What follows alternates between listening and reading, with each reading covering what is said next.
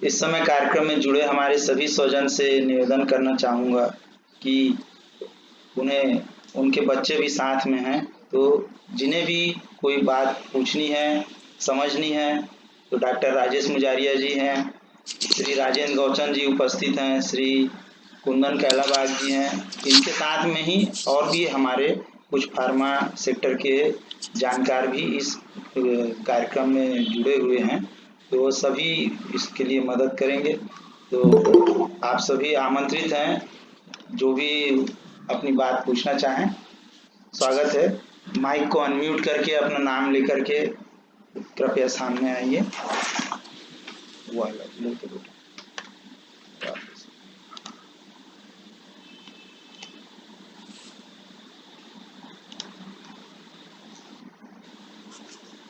जी हाँ, स्वागत है आप सभी का।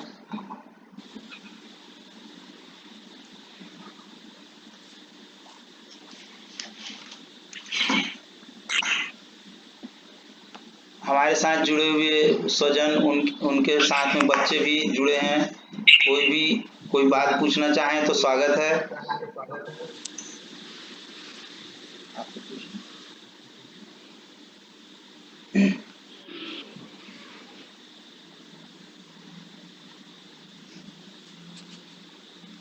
डॉक्टर राजेश मुजारिया जी ने काफ़ी अच्छा प्रेजेंटेशन दिया। फार्मासिस्ट कौन होता है, हेलो, सामान्य जीवन में हेलो, हमसे कैसे जुड़ा रहता है। जी हाँ, हेलो। जी हाँ, बोलिए। मैं ये पूछ रहा था कि 12वीं के बाद में एंट्रेंस एग्जामिनेशन जो होते हैं डी फार्म या बी फार्म के लिए, उसके बारे में बताइए कि ऑल इंडिया लेवल पर एंट्रेंस एग्जामिनेशन कैसे होते हैं और उसके लिए छात्र छात्राओं को किस तरह की तैयारी करनी चाहिए, इसके बारे में बताइए। और दूसरा प्रश्न ये है, वो जो पैकेज आपने बताया है 3.5 लाख, 5 लाख, 8 लाख का, वो पैकेज सालाना है कि मंथली है? वो इनिशियल है, सालाना इंडियन बेस्ड है जी हाँ। और एडमिशन्स की अगर मैं बात करूँ आपको, तो आपको अगर यहाँ पे एडमिशन्स लेना है तो अलग अलग यूनिवर्सिटीज अलग अलग एंट्रेंस टेस्ट कराती है, और ये 12th साइंस बेस्ड होता है। 12वीं के जो पीसीबी पीसीएम बेस जो होता है सिलेबस, उसी सिलेबस पे एंट्रेंस टेस्ट होती है और उसी टेस्ट पे आप ले सकते हो। लेकिन फार्मेसी में बहुत कम ऐसे कॉलेजेस है जो एंट्रेंस टेस्ट पे काम करते हैं। बहुत कम कॉलेज से आप डायरेक्टली एडमिशन ले सकते हो, या स्टेट जो होती है जैसे कि महाराष्ट्र में एमएससीईटी होती है, तो आप एमएससीईटी की एंट्रेंस टेस्ट देके भी एडमिशन ले सकते हो। बाकी मध्य प्रदेश और सीजी में शायद एमएससीईटी नहीं होती है, आप डायरेक्टली जाके एडमिशन ले सकते हो। जी हाँ, अभी इसमें हेलो हेलो हाँ बोलिए। इसमें 12वीं के बाद में कितने परसेंटेज, मिनिमम कितना परसेंटेज चाहिए 50% एडमिशन लेने के लिए? आपको अगर डी फॉर्म करना है तो डी फॉर्म के लिए कोई परसेंटेज क्राइटेरिया नहीं है, लेकिन अगर आपको बी फॉर्म करना है तो मिनिमम 50% कंपल्सरी होता है। 50% होता है। इस वर्ष मैं आपकी जानकारी के लिए बताना चाहूँगा, इस वर्ष छत्तीसगढ़ में सारे जो कॉम्पिटिटिव एग्जाम हैं वो रद्द कर दिए गए हैं और डायरेक्ट एडमिशन होने हैं। डायरेक्ट एडमिशन हो रहे हैं। जी हाँ, डायरेक्ट एडमिशन होने हैं, उसकी प्रक्रिया भी चल रही है। इस कार्यक्रम को मैं जल्दी लाने के पीछे एक मूल कारण ये है कि इसके बारे में जानकारी हो हमारे समाज के बच्चों में। और जी, अभी इस बार एडमिशन डायरेक्ट का एडमिशन समय ले सकते है, हैं। तो यदि किसी को ये कोर्स अच्छा लगता है तो अभी एडमिशन ले सकते हैं कहीं ना कहीं चालू है। जी हाँ, कोर्सेज चालू हो चुके, एडमिशन चालू हो चुके प्रोसेस। जी हाँ, जी हाँ, जी हाँ, हाँ हाँ बोलिए। राजेश भैया नमस्कार। नमस्कार नमस्कार भैया मेरा एक क्वेश्चन था। हाँ, किसी कारणवश जैसे कहीं पर आप नौकरी करने लगे हो जी, और नौकरी करने के साथ साथ में अब ये जैसे हमारे समाज में ये उत्थान का एक कार्यक्रम चालू हुआ है और कोई अभी अब कोर्स करना चाहता है जी। तो उसका प्राइवेट भी कोर्स हो सकते हैं क्या? कौन सा कोर्स? कौन सा course? D B Pharm? Pharma, B Pharma. देखिए, डी फार्मा जो कोर्स होता है ये डिप्लोमा कोर्स होता है, इसमें एज लिमिट नहीं है, जी। इसमें कोई भी एज लिमिट नहीं है। और प्राइवेट नहीं होता, प्राइवेट जैसा बोल रहे हो आपकी एडमिशन ले ले और फिर हम घर बैठ के एग्जाम दे, तो ऐसा हमारी जो फार्मेसी काउंसिल ऑफ इंडिया ये अलाउ नहीं करती है। आपको अच्छा। कोर्स 2 साल का फुल टाइम कोर्स होता है, डिप्लोमा मिनिमम कोर्स है, आपको आके रन करना पड़ेगा, क्योंकि ये एक प्रैक्टिकल बेस्ड कोर्स है, ये थियोरेटिकल कोर्स नहीं है। आपको यहाँ पे प्रैक्टिकली नॉलेज लेना पड़ता है कि दवाइयाँ कैसी बनती है। तो आप मतलब प्रैक्टिकल दवाइयाँ जो आती है कैसी बनती है, क्या टेस्टिंग होती है, का नॉलेज आप कॉलेज में मिलता है आप लोगों को। तो इसलिए ये फुल टाइम कोर्स करना होता है, प्राइवेट नहीं हो सकता इसमें कोई, अभी प्राइवेट नहीं हो सकता इसमें, फुल टाइम कोर्स करना होगा। यानी रेगुलर रहकर ही पढ़ाई रेगुलर, करना है, जी जी जी। रेगुलर यानी रह करके रेगुलर पढ़। कोर्स भी करना है आपको? हाँ डिस्टेंस जी, लर्निंग नहीं है, डिस्टेंस लर्निंग नहीं है। डिस्टेंस लर्निंग नहीं है, इसको आपको कॉलेज में जाकर के रेगुलर बेसिस पे ही अटेंड करना पड़ेगा। जी थैंक यू। जी जी हाँ, और कोई बच्चे जुड़े हैं, बच्चे भी यदि पूछें तो बहुत अच्छी बात है।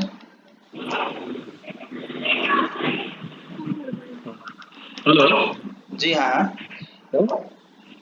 एक्चुअली मैं मनोज चुरे बोल रहा हूँ। जी हाँ, स्वागत है जी, आइए। हाँ हाँ जी। ये बात था मुझे कि आप केवल बी फार्मेसी के विषय में बता रहे हैं या अदर कोर्सेज भी जो बीएससी रिलेटेड है उसके बारे में कुछ बता सकते हैं? जी हाँ, आज का विषय फार्मेसी का है, और आप और भी यदि पूछना चाहें तो जरूर पूछ सकते हैं, जानकारी होने से अवश्य बताएंगे, है ना। अच्छा, मैं जानना चाहता हूँ ये बीएससी फूड टेक्नोलॉजी के बारे में। जी हाँ, आप पूछिए क्या पूछना चाहते हैं। बीएससी फूड टेक्नोलॉजी कोर्स जैसे अभी चल रहा है प्रेजेंट सिनेरियो में, तो मैं ये जानना चाहता हूँ कि is it better, which is better, whether B pharmacy और बीएससी फूड टेक्नोलॉजी, दोनों कंपैरिजन में विच इज बेटर? इनफैक्ट ये दोनों जो कोर्स हैं ये अलग अलग सेगमेंट के हैं। यदि आप बी फार्मा करना चाहते हैं तो ये केवल दवाइयों से संबंधित एजुकेशन आप ये कह सकते हैं, और यदि आप food technology, BSc in food technology इस तरह के कोई कोर्स में यदि जाना चाहते हैं तो ये एक्चुअली एग्रीकल्चर का पार्ट हो जाता है। एग्रीकल्चर। और इसमें फूड, जी हाँ, और इसके लिए भी आपकी जो एलिजिबिलिटी है वो 12th क्लास में फिजिक्स, केमिस्ट्री, मैथमेटिक्स, इधर बायोलॉजी, इसके बेस पे आप उसको उस कोर्स में एंट्री ले सकते हैं। तो बेसिकली इसके लिए व्यापम का टेस्ट होता है, जैसे व्यावसायिक शिक्षा। यस, एक व्यापम करके एक ऑर्गेनाइजेशन होता है स्टेट में, वो हर स्टेट में मेरे ख्याल से होता होगा, वो स्टेट एक एग्जाम कंडक्ट कराता है, और उसके तहत जो है आपका सिलेक्शन होता है, और मान लीजिए आपका सिलेक्शन होता है तो फिर आपको वो ब्रांच में उस परसेंटेज में आप उस कटआउट में आपका नाम है नहीं है, है ना, on the basis of that आपको उसमें जो है कोर्स में एंट्री मिलती है। तो देखिए आज के डेट में कोर्सेज जो है, बोलिए। मैं अभी कुछ इंक्वायरी किया था मैंने, जैसे फूड टेक्नोलॉजी के बारे में, कि एक तो यहाँ हैदराबाद में लोयला एकेडमी है, वहाँ पर मैंने इंक्वायरी किया था, और गुजरात में पारोल यूनिवर्सिटी करके, पारोल यूनिवर्सिटी, ये 2 जगह में जब इंक्वायरी किया तो ये तो डायरेक्ट एडमिशन दे रहे हैं, तो is it denying whether direct admission होता है या it has to go through entrance exam?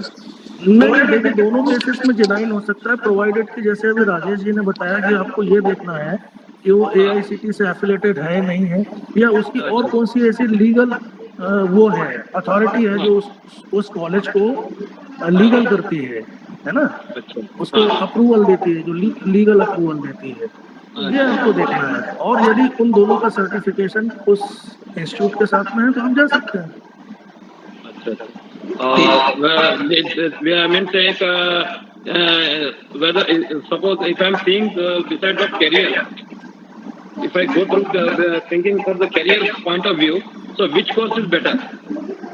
देखिए हर कोर्स बहुत अच्छा होता है, आप ऐसा बिल्कुल नहीं बोल सकते कि pharmacist is better than food technology और food technology is better than pharmacist. आपको हर फील्ड अपने आप में अलग फील्ड है, वहाँ पे आप एक्सट्रीम कर सकते हैं और अपने आप को एक्सेल कर सकते हैं। अच्छा, so in future are you going to get some topics, related topics, so that we can discuss? Which topic? But like other than B pharmacy, I think see going through only one hand, it would be going in spite of that, if you go through variety of courses, so then one person may not be interested in B pharmacy, but he may be interested in some other. Correct. So are you having any other areas where we can discuss? बिल्कुल मेरे ख्याल से विनोद भाई turn by turn, जैसे इसके पहले जो है वो इंजीनियरिंग के ऊपर में था, है ना, वहाँ पे काफी लोग जो इंजीनियरिंग में इंटरेस्टेड है उन्होंने उसको सुना होगा। आप फार्मास्यूटिकल इंडस्ट्री के ऊपर था, जो उस पर इंटरेस्ट रखता है उन्होंने सुना। कल dairy technology, food technology, various ऐसे टर्न बाय टर्न जो है वो हमारे विनोद भाई कर ही रहे हैं, है ना, और डेफिनेटली वो होगा ही होगा, वहाँ पे आप शेयर कर सकते हैं सारी। Okay, can you give me the schedule at what time you will be discussing and this timing so that we can adjust our timing according to this? नहीं, ये आपको जो है वो विनोद भाई बेहतर बताएंगे कि शेड्यूल क्या होगा, किस डेट पे होगा, मैं तो हाँ, because is the key person ना। जी हाँ चूहे जी, आपका स्वागत है। जरा एक बार आप अपना परिचय सभी से कराएंगे, और आपका स्क्रीन में आप दिख नहीं रहे हैं, तो आप स्क्रीन में भी दिखिए तो सभी लोग आपको पहचाने। जी हाँ जी बोलिए। जी हाँ चूहे जी, आप स्क्रीन पर दिख नहीं रहे हैं, आप जरा स्क्रीन पर भी दिखिए। आपका वीडियो को ऑन कर लीजिए आपका। जी हाँ धन्यवाद। और अपना परिचय जरा एक बार दीजिए सभी को। जी मैं Manoj Chure, son of Shri late Gopal Chure. जी हाँ। मैं बालाघाट से बिलोंग करता हूँ जी, पर प्रेजेंटली मैं अभी हैदराबाद में हूँ, सर्विस कर रहा हूँ इधर। जी हाँ। मेरी बच्ची अभी प्रेजेंट इशिका चुरे जो है वो 12th पास आउट की है जी, और मेरा एक लड़का जो अभी 10th में अपीयर किया है। जी, तो अभी वही बच्ची के लिए मैं करियर सेलेक्ट कर रहा था कि भाई वो किस फील्ड में करे। She is BSc MBPC, she has done MBPC from Gondia. जी। तो मैं उसके लिए नहीं, यहाँ पे बहुत से मैं सब्जेक्ट रिलेटेड जैसे बी फार्मेसी है, फूड टेक्नोलॉजी है and other related agriculture related fields में मैं इधर बहुत कुछ सर्च कर रहा था इनके लिए जी, करियर ऑप्शन के। वो चीज़ है कि मैं इनको आज मैं जैसे ड्यूटी से आया तो इन्होंने बताया कि पापा ऐसे ऐसे अपने समाज में ये करियर ओरिएंटेशन चल रहा है। जी। तो मैंने बोला ठीक है सुन लीजिए एक बार, आपको अगर इंटरेस्टेड है जो फील्ड में है। तो मैं फिर वो पूछे पापा अदर फील्ड के लिए, तो मैं बोला ठीक है मैं बात करता हूँ कि subject we can discuss in other areas also. जी हाँ चूरे जी, इसमें मैं बताना चाहूँगा आपको कि हम जी हाँ ये अगला शेड्यूल हमारे व्हाट्सएप पे भी आता ही है, और वो व्हाट्सएप अगर देखेंगे तो उनको भी ट्रैक हो जाएगा। जी जी हाँ जी। इसमें कुंदन भैया भी है। हाँ कुंदन भैया से रिक्वेस्ट है कि भाई सभी लोग सिर्फ सर्विस ओरिएंटेड बात कर रहे हैं जी। इंडस्ट्री में बिजनेस ओरिएंटेड में क्या हो सकता है। मैं बिल्कुल उनको आमंत्रित कर रहा हूँ। मैं चूरे जी को थोड़ा सा एक मैं मार्गदर्शन बता रहा हूँ। बिल्कुल मैं अभी कुंदन जी को ही आमंत्रित कर रहा हूँ। तो चूरे जी जो हैदराबाद से जुड़े हैं हमारे, मैं उनको जानकारी के लिए बताऊं।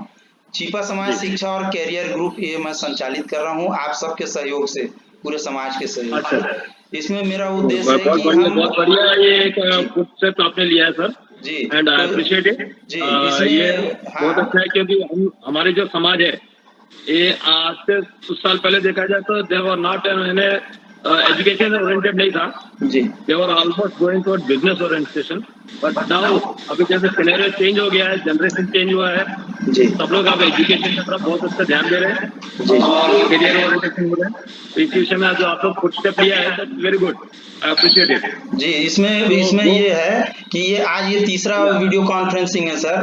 तो इसमें मेरा उद्देश्य ये है कि हम महीने में एक वीडियो कॉन्फ्रेंसिंग लाएं, किसी एक सब्जेक्ट पर लेकर के आएं, यही हमारा उद्देश्य है और इसी को लेकर के हम आगे बढ़ेंगे। जब जरूरत होगी तो हम एक से ज्यादा भी वीडियो कॉन्फ्रेंसिंग एक महीने में लेंगे, ये हमारा ऐसा उद्देश्य है। कहाँ से ये कर रहे हैं सर इसे? मैं विनोद कुमार बटघरे, सन आप श्री रमेश चंद्र बटघरे, भिलाई छत्तीसगढ़ से हूँ मैं। छत्तीसगढ़? जी हाँ, भिलाई छत्तीसगढ़। जी हाँ सर, जी हाँ, स्वागत है सर। और मैं श्री सूर्य जी आप बालाघाट से हैं क्या? बकोड़ा से हैं क्या? हमारी पुरानी बस्ती जो है लालबर्रा बकोड़ा है ना सर? हाँ, मैं आपसे मिला हूँ। मैं राजेंद्र गौचंद्र बोल रहा हूँ। बेसिकली मैं भी वहीं से बिलोंग करता हूँ। हाँ, मैं वहीं से बिलोंग करता हूँ। मैं अभी हेलो हाँ बोलिए। सूर्य जी आप बकोड़ा से हैं। पिताजी का नाम आपने क्या बताया? पिताजी का नाम गोपाल चूरे। हाँ, वो हमारे भाई लगते थे, है ना? हाँ, कुछ दिनों तक वो फिर बकोड़ा से बालाघाट में भी रहे। बालाघाट में से हाँ, आपसे मिलकर के बहुत खुशी हुई, बहुत अच्छा लगा। हाँ, मुझे भी बहुत अच्छा लगा कि अपने कुछ तो एनलाइटमेंट हो रहा है करियर एजुकेशन। हम भिलाई में जरूर हैं, लेकिन हम बेसिकली हम बालाघाट जिले के ही हैं, है ना? और बकोड़ा से तो हमारा बहुत संबंध रहा है ना? अभी भी है ना? बहुत खुशी की बात है, आपसे मिलकर के बहुत खुशी हुई, है ना? आपने जो विषय रखा है, जी हाँ, आपने जो अपने बारे में जो विषय रखा है, उस विषय पर भी आगे हम कॉन्फ्रेंस करेंगे। अभी 1 बाई 1 कॉन्फ्रेंस हो रहा है, अलग अलग विषय को लेकर के हो रहा है। मेरा लड़का प्रयास कर रहा है कि हर विषय पर हम इसका कॉन्फ्रेंस करके हमारे समाज के बच्चों को नई नई जानकारी दिया। मैं कंट्रीब्यूशन करूंगा जो भी इन्फॉर्मेशन मुझे मिलेगा। हाँ, बहुत अच्छी बात है, बहुत अच्छी बात है। आपका भी मार्गदर्शन मिलेगा, है ना? जी हम शेड्यूल से चलने की कोशिश करें, आप सभी से निवेदन है। जी हाँ, है ना? अब धन्यवाद सूर्य जी आपका। और कोई बच्चे या स्वजन कोई जानकारी या कोई बात पूछना चाहें तो स्वागत है। मैं श्री कुंदन कैलाबाग जी को भी आमंत्रित करूंगा। हमारे साथ वो टीम में हैं, आज की इस विशेषज्ञ टीम में, और पिछले करीब 30-32 साल से फार्मेसी सेक्टर का अनुभव है। और उस समय के जमाने में ये अकेले, मैं जहां तक समझता हूँ, अकेले डी फार्मा कोर्स किए हुए हमारे स्वजन हैं। उस समय में डी फार्मा और किसी ने नहीं किया था। 1987 की बात है। जी हाँ, प्रद्युम्न रक्सीय जी, आप कुछ पूछना चाह रहे हैं? स्वागत है, आइए।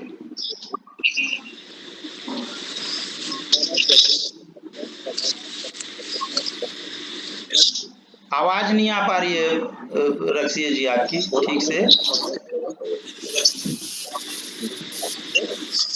ना आपकी आवाज ठीक से नहीं आ पा रही है प्रद्युम्न जी। आप या तो लिख करके क्वेश्चन पूछ लीजिए, लिख करके आप मैसेज लिख करके क्वेश्चन पूछ लीजिए। आपकी आवाज ठीक से नहीं आ पा रही है।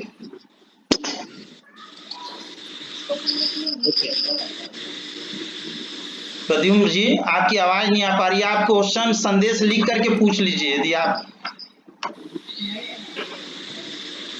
चैट में लिख लीजिए। हाँ, चैट में आप लिख करके पूछ लीजिए। एक सवाल आया है चैट में। जी हाँ, कि R&D में क्या ज्यादा स्कोप है क्या? ये महेश रखिए है। जी हाँ, हाँ, एक चैट में एक क्वेश्चन आया है डॉक्टर राजेश जी और Rajendra Gauchan ji, Kundan Kailabag ji. Sir, I have one question related to the field R&D में ज्यादा स्कोप है क्या? ये महेश रक्षिए जी ने क्वेश्चन किया है। जी हाँ, कौन बोल रहा है? हाँ, हेलो, ये कौन रिप्लाई कर रहा है? ये महेश क्वेश्चन रक्षी का जी रिप्लाई कौन हैं। कर रहा है? हाँ हाँ, जी, राजेश जी, R&D। राजेंद्र जी, जो भी आप, हाँ R&D में बहुत स्कोप है, काफी स्कोप है। जी रीजन की आज के डेट में आप देखिए नए नए ड्रग्स की रिक्वायरमेंट बढ़ती जा रही है। जैसे आप एग्जाम्पल के तौर पे देखें तो ट्यूबरकुलोसिस में आज के डेट पे जो डेथ हो रही है वो टीवी से ज्यादा डेथ MDR ट्यूबरकुलोसिस से हो रही है, means multi drug resistance tuberculosis से हो रही है। इसका मतलब ये हुआ कि जो दवाई अवेलेबल है वो दवाई काम नहीं कर रही है और हमें नए ड्रग की आवश्यकता है। जी सिमिलरली आप एंटीबायोटिक सेगमेंट में जाएं, एंटीबायोटिक सेगमेंट में एंटीबायोटिक रेजिस्टेंस बहुत ह्यूज डेवलप हो रहा है। उसके पीछे बहुत सारे रीजंस हैं। डॉक्टर्स भी रिस्पॉन्सिबल है, केमिस्ट भी रिस्पॉन्सिबल है। एक एंटीबायोटिक को लेने का एक तरीका होता है।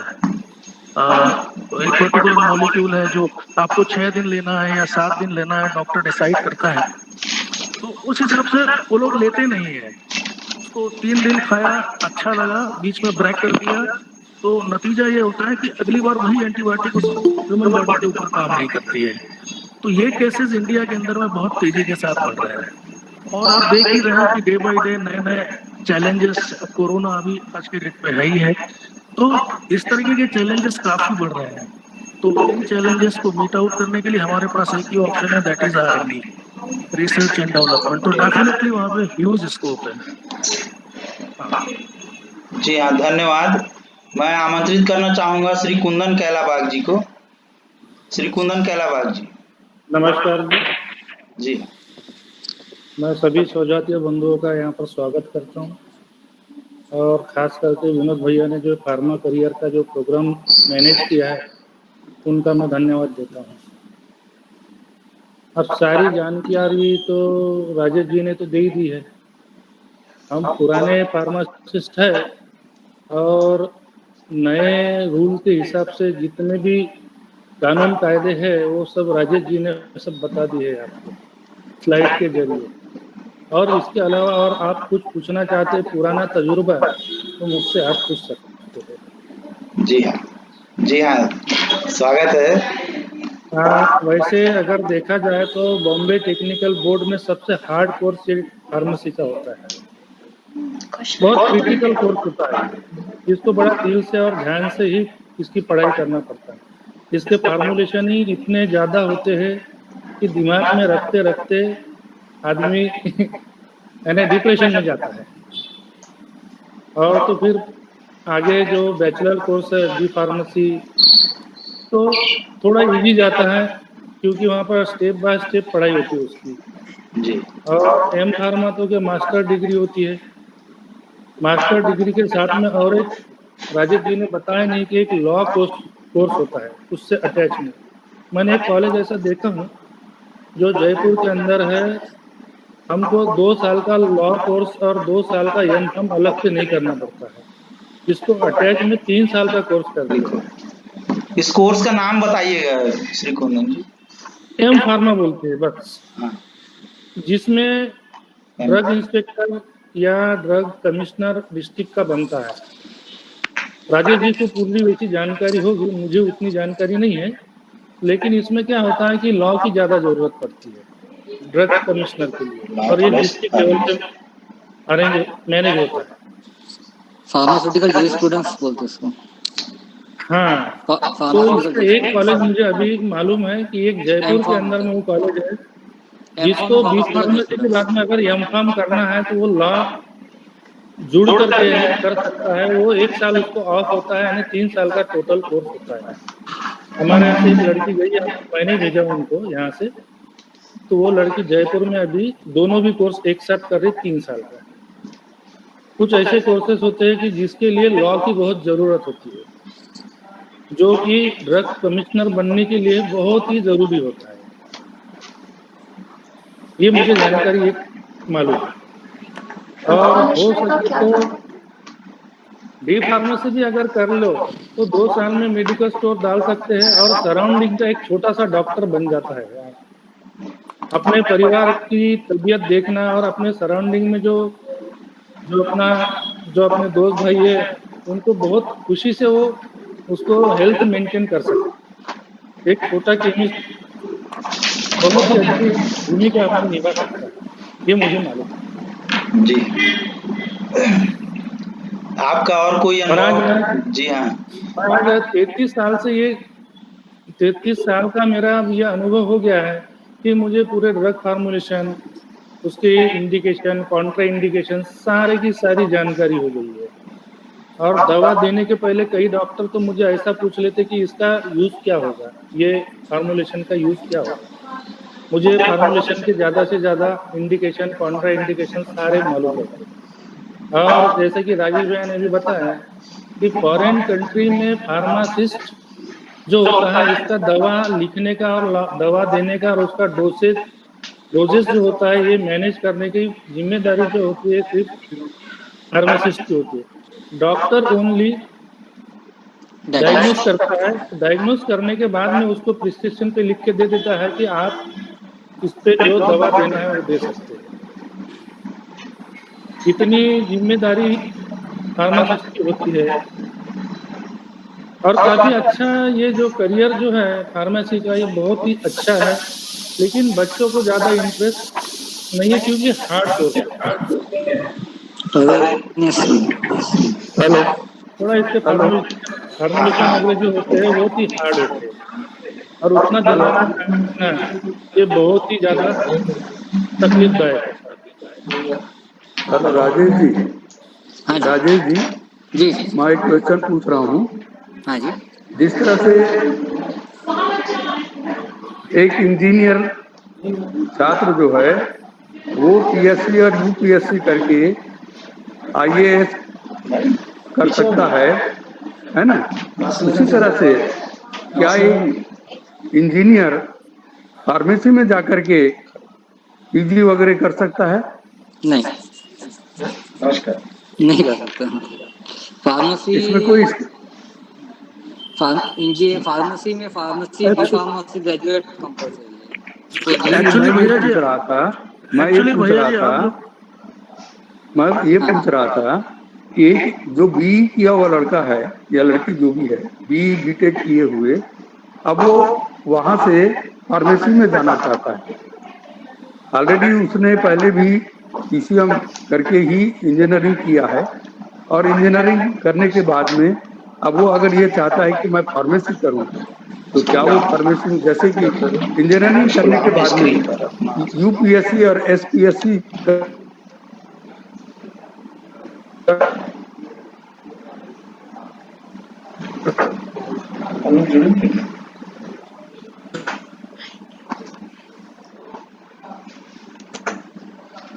क्या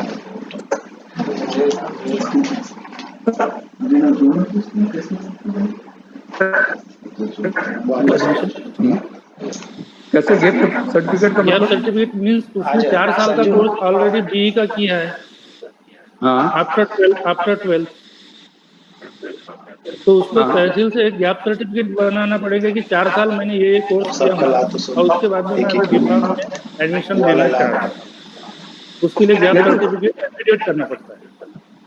नहीं तो उसके पास में बीई का सर्टिफिकेट रहेगा ना? बीई की सर्टिफिकेट नहीं, वो दिखाने से नहीं होता है। उसी बेस पे बन जाता है। बी के बेस पे नहीं होता। बी के बेस पे नहीं होता है। उसको 4 साल उसने भलाई उसका सर्टिफिकेट वो इश्यू करेगा, लेकिन वो ग्राह्य नहीं है। उसके लिए एक तहसीलदार से एफिडेविट कराना जरूरी है कि उस पर पूरी सारी माहिती रहती है, उसके ऊपर पूरी जानकारी रहती है। उसके बाद में गैप सर्टिफिकेट इश्यू होने के बाद में वो गैप सर्टिफिकेट जोड़ के कॉलेज में एडमिशन लेना पड़ता है। किसमें? डी फार्म में कि B Pharm? B pharmacy diploma ले सकते हैं। बी फार्मेसी में भी डिप्लोमा में कि नहीं डी फार्म न लेकर के डायरेक्ट बैचलर ऑफ फार्मा में जाए तो आप उसमें भी कर सकते हैं। क्या पूछ रहे हैं वो चैट में?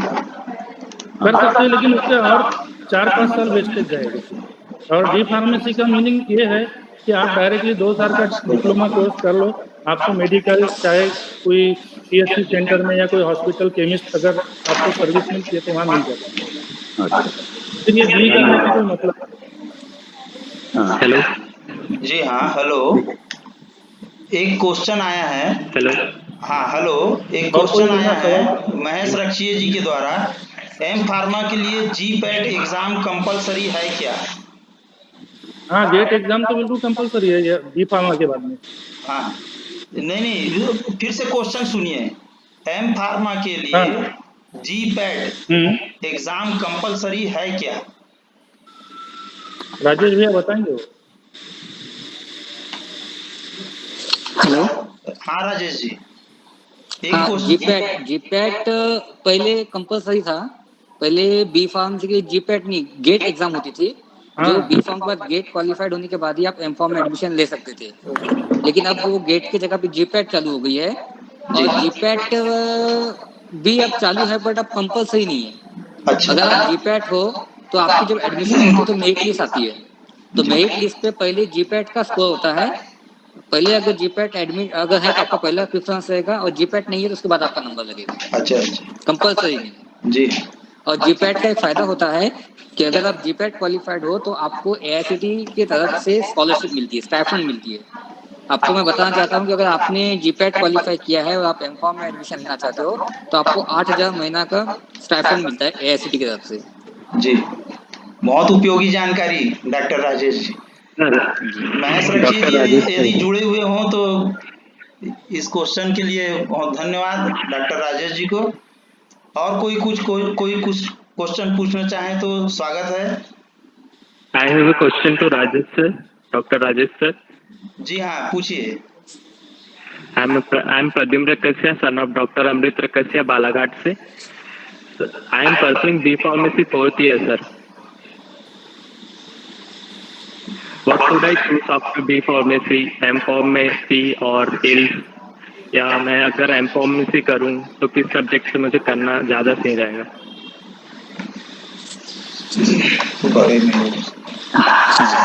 हेलो। हाँ, बोलिए। आपको एमकॉम करना है, आपका इंटरेस्ट है अगर एमकॉम में, आप शूटिंग्स लो, कोलॉजी लो। अब डिपेंड्स है आपका इंटरेस्ट किस में है। अगर आप स्पेशलाइजेशन करना चाहते हो, रिसर्च, अगर आपका ड्रग्स पे रिसर्च है, क्लिनिकल में इंटरेस्ट है तो आप फार्माकोलॉजी करें। आपका अगर फॉर्मुलेशन में इंटरेस्ट है तो फार्मास्यूटिक्स करें। आपका रेगुलेटरी अफेयर्स में इंटरेस्ट है तो आप रेगुलेटरी अफेयर्स करिए, फार्मास्यूटिकल जूरिस्प्रूडेंस करिए। अब ये आपके इंटरेस्ट पे डिपेंड है बी फार्म के बाद कि आपको क्या चाहिए। अगर आपको स्कोप की बात करना है तो स्कोप सबसे ज्यादा आजकल एम फार्म फार्मास्यूटिक्स का होता है। जो अगर फार्मास्यूटिक्स है तो आप एम फार्म के बाद production, quality control, QA QC, ये अलग अलग डिपार्टमेंट में एम फार्म का काम कर सकते हो आप। Thank you sir. तो ऐसा कोई ये जरूरी नहीं है कोई ब्रांच है, आपके इंटरेस्ट पे डिपेंड है। इंटरेस्ट तो अभी और अगर आपको फार्मास्यूटिक्स में ही ज्यादा है बोलिए। मेरा। इंडस्ट्री में जाना है तो शूटिंग सबसे ज्यादा इम्पोर्टेंट है। और अगर आपको एकेडमी में जाना है अभी, तो आपको अगर एकेडमी में ज्वाइन करना है टीचिंग, तो अभी सबसे ज्यादा डिमांडिंग है फार्माकोग्नोसी और फार्मास्यूटिकल केमिस्ट्री। फैकल्टी बिल्कुल भी मिल नहीं रही है, फैकल्टी बिल्कुल भी अवेलेबल नहीं है। Thank you. You are welcome Pradyumna ji. और कोई बच्चे या उनके पालक यदि कुछ पूछना चाहें तो स्वागत है। जी हाँ,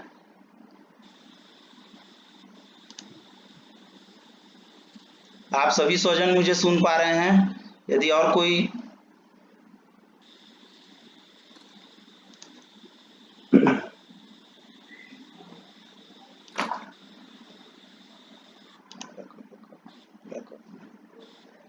जी हाँ, यदि आप सभी मुझे सुन पा रहे हैं?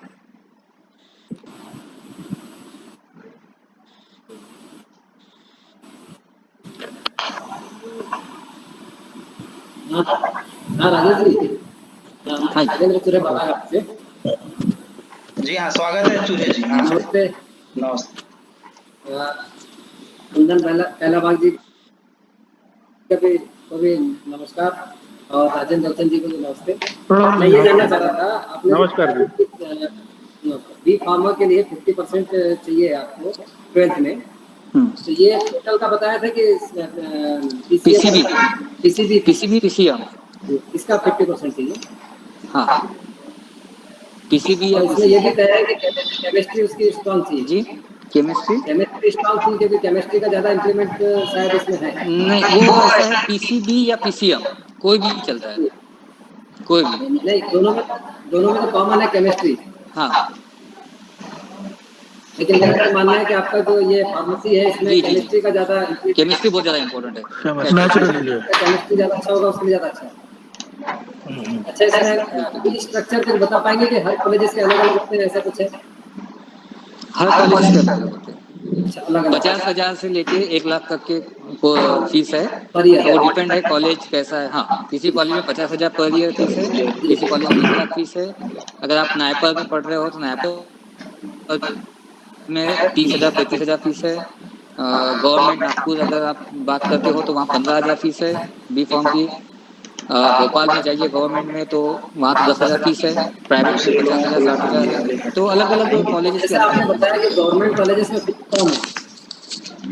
हाँ गवर्नमेंट कॉलेजेस में क्या कुछ एंट्रेंस एग्जाम होती है कि परसेंटेज मेरिट बेसिस जी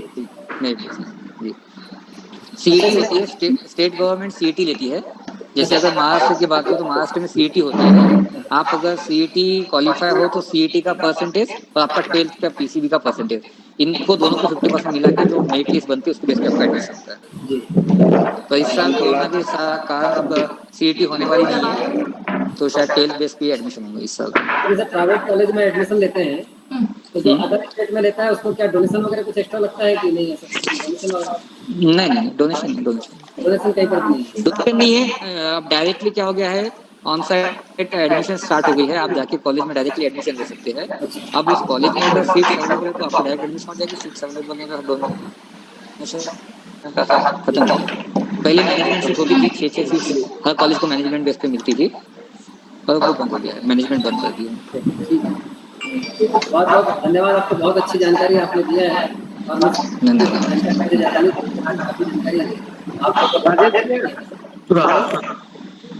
हेलो जी हाँ बहुत बहुत धन्यवाद चूरे जी आप पुनः जुड़े आज के कार्यक्रम में।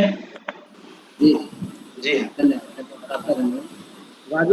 राजेश भैया जी भैया आपने बीच में एक चीज बोले थे कि अभी गवर्नमेंट ने जो कोरोना काल चल रहा है उसमें सैनिटाइज अपने घर में बनाने और सेल करने के लिए तो मेरे को ये जानकारी चाहिए थी कि घर में हमारे जो बहुत सारे प्रोडक्ट लगते हैं जैसे आपका टॉयलेट क्लीनर आता है घर में फिनाइल वगैरह आती है तो ये सब चीजों के लिए भी क्या हमको एम फार्मा या डी फार्मा वगैरह या इसकी मैन्युफैक्चरिंग कंपनी खोलने के लिए हमको ये सब चीज की जरूरत पड़ती है क्या? देखिए ये जो ड्रग्स होते हैं फॉर्मुलेशन होते हैं शेड्यूल्स में अलग अलग आते हैं। Schedule C schedule B schedule D.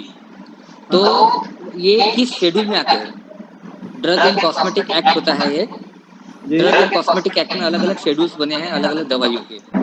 तो वो शेड्यूल में इंपॉर्टेंट रोल प्ले करती है कि किस शेड्यूल में कौन सा ड्रग आता है उसके हिसाब से आपको लाइसेंस की जरूरत होती है।